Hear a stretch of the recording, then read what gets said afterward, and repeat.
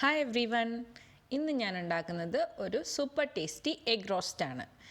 ഈ egg roast നമുക്ക് ചോറിൻ്റെ കൂടെയും അപ്പത്തിൻ്റെ കൂടെയും ചപ്പാത്തിൻ്റെ കൂടെയും ഒക്കെ കഴിക്കാം. ഇതെങ്ങനെയാണ് ഉണ്ടാക്കുന്നതെന്ന് നോക്കാം നമുക്കിപ്പോൾ.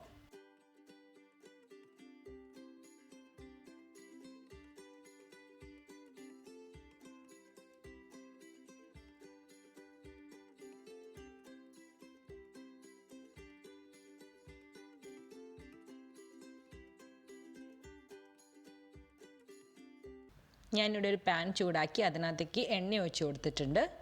എണ്ണ നന്നായിട്ട് ചൂടായി വരുമ്പോൾ നമുക്ക് അതിനകത്തേക്ക് അരിഞ്ഞു വെച്ചിരിക്കുന്ന സവാള, ഇഞ്ചി, പച്ചമുളക്, കറിവേപ്പില എല്ലാം ചേർത്ത് നന്നായിട്ടൊന്ന് വഴറ്റിയെടുക്കാം.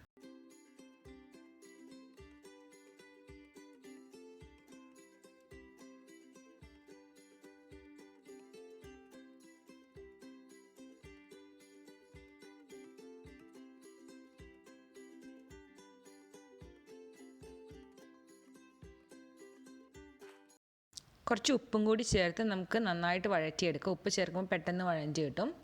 സോ ഉപ്പും കൂടി ചേർത്ത് നമുക്ക് നന്നായിട്ട് വഴറ്റിയെടുക്കാം.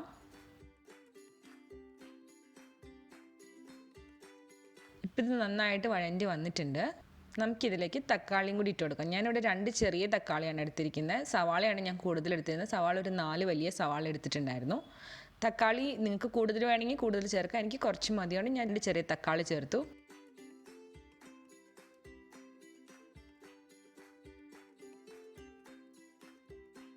തക്കാളിയൊക്കെ നന്നായിട്ട് വഴറ്റി വന്നിട്ടുണ്ട്. നമുക്കിപ്പോൾ ഇതിനകത്തേക്ക് മസാലകളൊക്കെ ആഡ് ചെയ്യാം. ഞാനൊരു 3 teaspoon Kashmiri red chilli powder add ചെയ്യുന്നുണ്ട്. പിന്നെ ഒരു ടീസ്പൂൺ മഞ്ഞൾപ്പൊടി ആഡ് ചെയ്യുന്നുണ്ട്.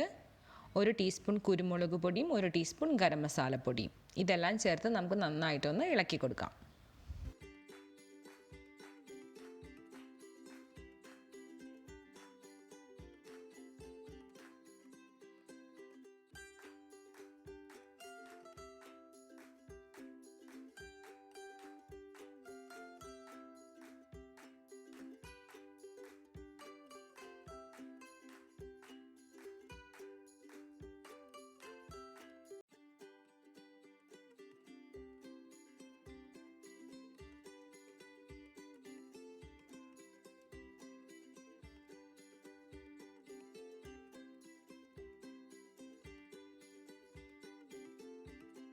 ഇതിൻ്റെ പച്ച സ്മെല്ലെല്ലാം പോയി നന്നായിട്ട് വഴറ്റി വന്നിട്ടുണ്ട്. മസാലയും ഉള്ളിയെല്ലാം കൂടി പിടിച്ച് നന്നായിട്ട് വഴറ്റി വന്നിട്ടുണ്ട്.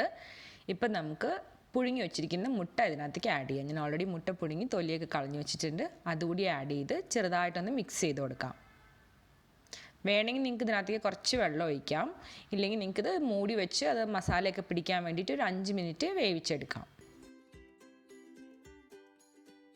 ഇപ്പം നമ്മുടെ മുട്ട റോസ്റ്റ് നല്ല അടിപൊളിയായിട്ട് റെഡിയായി വന്നിട്ടുണ്ട്. നമ്മൾ റെസ്റ്റോറൻറ്റിലൊക്കെ കിട്ടുന്ന സ്റ്റൈലിലുള്ള നല്ല മുട്ട റോസ്റ്റ് റെഡി ആയിട്ടുണ്ട്.